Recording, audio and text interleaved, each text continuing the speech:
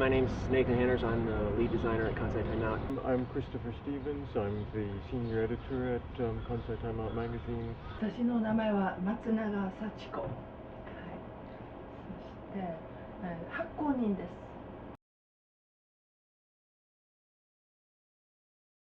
Well, I guess the overriding purpose would be, as our motto is, bridging East and West. Owner and publisher told me something that I thought was really interesting, which was that we try not to cater to a specific demographic rather than sort of find a certain kind of reader and appeal to them. The idea was always that we create our own reader we create our own demographic by just the nature of our content or magazine. There is a little bit of something for everyone. We try to make a balance of the kind of material you find in each issue. だからデイブ・ジャックはどうしてもこんなにいろんな楽しい行事がある日本なのに、そしてファーイーストのとても興味のある伝統のある事柄がいっぱいあるのに、たくさんの外国人、日本語を話さない人たちが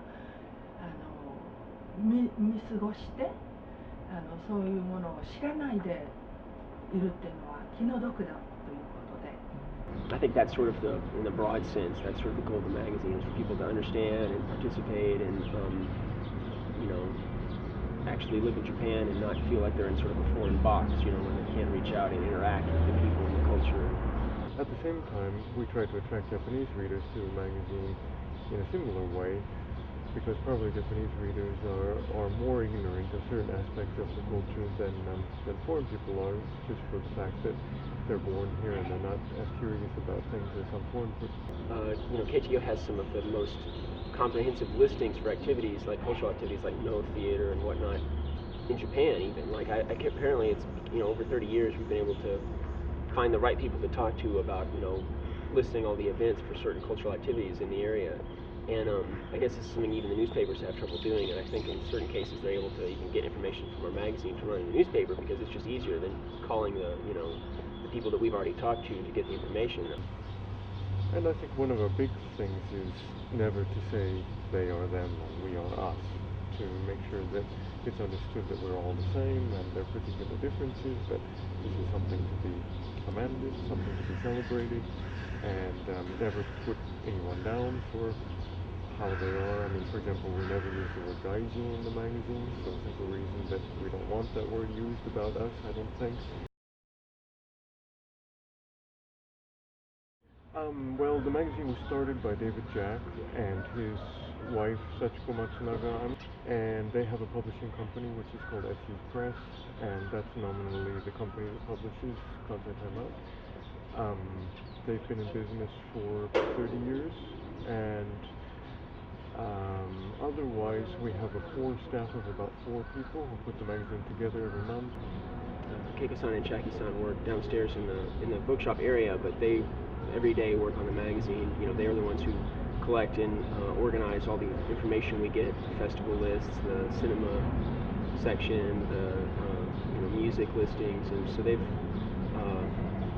really organized, and every month they manage to collect all this information together and give it to Chris and I, who Chris edits it as the editor. He goes through everything, and then I lay it out. We have maybe 30 writers outside and photographers and some illustrators. These are people that we call on when we're in need for something. There's this huge network of people who've been contributing to KTO for decades. In addition to people who are just contributing, they've only been here a month or two or something. And it's really pretty amazing because a lot of these people, they came to Japan and were an English teacher and started contributing to KTO, and now they're doing amazing stuff. We have people who work at the European Union, the United Nations, the World Bank. We've had people like Ito Ayer write for us, and he's quite a famous writer who appears in the New Yorker and all over the world. Jay McInerney, the famous American fiction writer, submitted a story to Japan or to KTO at one point, long time before he was famous. He was living in Japan at the time. We turned down the story; it wasn't up to snuff, and I'm not sure what story that was, but he went home and he wrote the book. I think it was Ransom, which was based on his experiences in Kyoto, and went on to be quite a famous writer of his generation. It was started in 1977, and I know that there was a magazine previous to that that had just closed down before they started? 関西アクション、それは多分関西タイムアウトの2年くらい前に終わりました。やっぱり関西でこういう雑誌を続けるのはとっても難しいですね。東京ならばピンポイント、例えば30代と40代の若い人たち向けの本っていうのを作れるんですけれども、関西はもう年寄りから子供、それから今日来た人から20年住んでる人、だからすぐにもう関西タイムアウトはすぐに消えるだろうって言われた。関西アクションと同じように関西タイムアウトももうすぐなくなるだろうってみんな思ってましたね。I think it was 4-page originally. It was black and white. It was a much larger format thing. And then very gradually it went to color. It only went full color in the last 2 years, I think. 大きな本屋さんに売ってくださいってお願いにずっと回りましたね。朝日屋さんとか丸善とかいろいろ行きました。梅田の紀ノ国屋はダメですと言いました。置けません、こんな300円の本なんか売れません。そして半年もしないうちに紀ノ国屋から電話がありました。置かせてください。みんなが丸善にも売ってるのに朝日屋にも売ってるのにどうして紀ノ国屋は売ってないのかって読者の人が尋ねたみたいね。That there was another office in Kobe before the earthquake, or at the time of the earthquake, and I don't know where that was exactly. その日はデッドラインの前の日でした。2月号がもうほとんど出来上がってたんですけれども、その日はテレビをつけたらもう三宮が燃えてました。でうちの事務所にアルバイトに来ていた男の人が、アメリカ人がそのマンションに住んでました。朝6時過ぎに彼に電話しましたね。関西タイムアウトまだあるかしら。で彼はありますあります。もうその後もうほとんど電話はもう通じませんでしたね。であんまりもう道ももう火事だらけ、火がもうどんどん燃えてたから行かない方がいいと思ってここへは来ませんでしたね。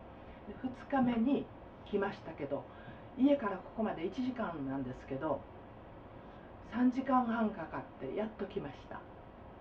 それでもう全てのものがフロアで、コンピューターだけが床に転がってましたけれども全部動きました。本当に助かりましたね。でちょっといろいろ片付け始めたら神戸に住んでる読者とか書いてくれてる人とかがここに来ました。はい、で一人は家が焼けてしまった。でもう一人はお父さんお母さんが1階で寝てて2階が落ちて亡くなりました。そういういろんな人がいっぱい大変でしたよ。でもその時は紀ノ国屋さんも丸善さんも朝日屋さんもみんな協力的でした。今でも涙が出てくるそ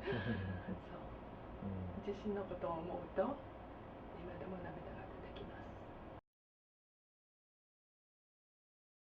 It's called Wantage Books, and it's a used bookshop. We accept any kind of English book pretty much. A lot of times we get collections of books, like when a professor dies or something. そしてスペースがもう少しあればというところで新神戸に引っ越すことにしたんですね。でもそれまでは事務所にしょっちゅういろんな人が来て広告を持ってきたりお茶を飲みに来たりいろんな人が来てたんですけど、そういう人たちが来なくなるっていうのがちょっと怖かったので心配だったんですけど、ほとんど同時に読者の一人がアメリカに帰るので本を全部あげますって言ってくれたんで、これはいい、本屋さんしましょう。やはり本を買いに来る人もついでに関西タイムアウトに来るし、関西タイムアウトに来る人もついでに本屋さんに行くし、で本の売り上げは全て私たちの NPO のバングラデシュプロジェクトに行きますから。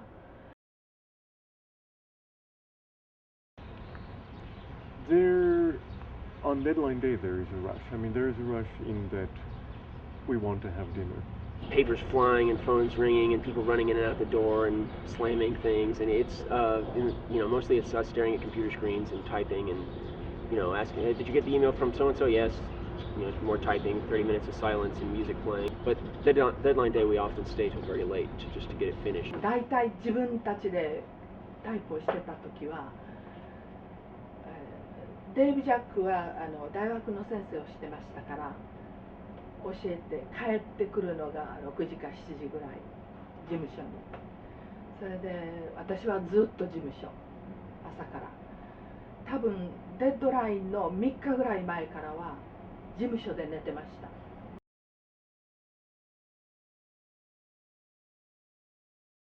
そう始めた頃はね、タイプは外注してましたね。外の会社に頼んでタイプは。英文タイプっていうこと自体がまだそんなに広がってはいなかったからね。だからでもやっぱりお金をセーブするために IBM セレクトリックという半分オートマティックの機械を買いましたね。それで私が全部タイプしてました。A majority of the articles are just submissions. People say, hey, I'm in Japan and I would like to write an article about something they're interested in. And we look for articles that are informative and entertaining and definitive, offering information that they probably couldn't get anywhere else. Depending on the quality, it might go back and forth a couple times. Chris might ask them to revise it a little bit or change some things. And then usually about the time they're doing revisions of it and about the time we know whether it's going to go in that month, we have a weekly or monthly editorial meeting where we sort of decide, all right, what do we want to put in the next issue? We talk about it. We figure out what sort of visual assets we have to use. Do we have things in the archive we can use for graphics? Do we need to go and take pictures? For seasonal stuff, taking pictures is tricky, right? Because you have to already, if we want to do an article on sumo, we have to already have shot the sumo pictures the year before. We put all those together, lay them out on the page, and voila, we have an article.